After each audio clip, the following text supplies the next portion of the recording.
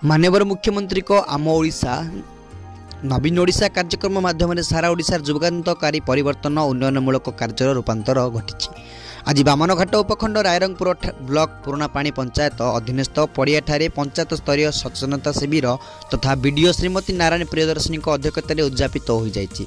उक्त बैठक में सम्मानित अतिथि भाव ब्लॉक अध्यक्ष ज्ञानरंजन हेम्ब्रम, अतिरिक्त ब्लॉक अधिकारी श्रीजुक्त सुराई मारंडी, एई श्री अंशुमान सामल, 45 नंबर जोन जिला परिषद सभ्य श्रीजुक्त सचितानंद महंत, जेई प्रशांत कुमार दास, कनिष्ठ जंत्री श्री सुशील कुमार सिंह, पीओ श्रीजुक्त अनिल कुमार महंत, पुरानापाणी ग्राम पंचायत सरपंच बालहानी टुडू, नायब सरपंच श्रीजुक्त सानख हांसदा, पंचायत समिति सभ्य श्रीमती झुनुमणि गिरी और block programme manager Shantanu Kumar Sahu प्रमुख उपस्थित थिले।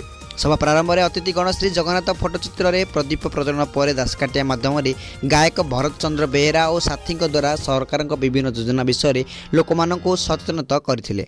ब्लॉक अध्यक्ष श्रीजुक्त ज्ञानरंजन हेम्ब्रम उक्त कार्यक्रम विषय स्वागत भाषण प्रदान करते। सभापति को वक्तव्य सरकार विभिन्न योजना जेपरी ममता योजना, हरिचंद्र योजना, आवास योजना इत्यादि योजना विषय लोक अवगत करते। यही सब योजना माध्यम कहार समस्या थाए एठार स्टल माध्यम समाधान पाइपर बोली सूचना देते।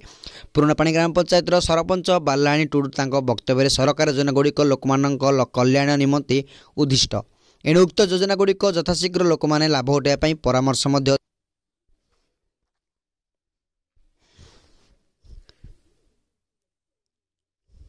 परिशेष में जेई प्रशांत कुमार दास धन्यवाद अर्पण करते।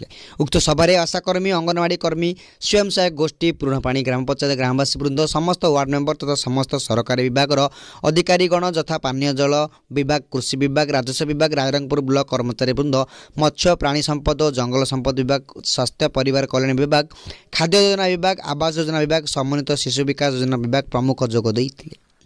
रायरंगपुर श्यामलंदु पटांग रिपोर्ट, दिग्दर्शन न्यूज।